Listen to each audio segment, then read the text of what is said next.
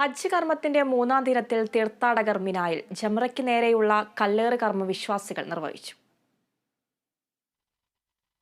അറഫ സംഗമത്തിന് പിന്നാലെ മുസ്തലിഫയിൽ രാപ്പാർത്ത തീർത്ഥാടകർ പുലർച്ചെയോടെ തമ്പുകളുടെ നഗരിയായ മിനായിൽ തിരിച്ചെത്തി.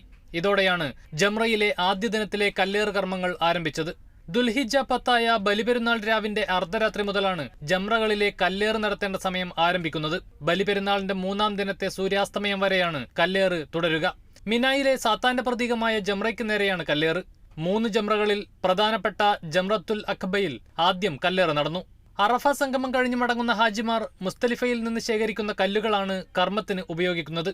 കല്ലേറിന് ശേഷം ഹജ്ജ് കർമ്മങ്ങൾ അവസാനിക്കുന്നതുവരെ മിനായിലെ തമ്പുകളിലാണ് ഇനി തീർത്ഥാടകർ കഴിയുക.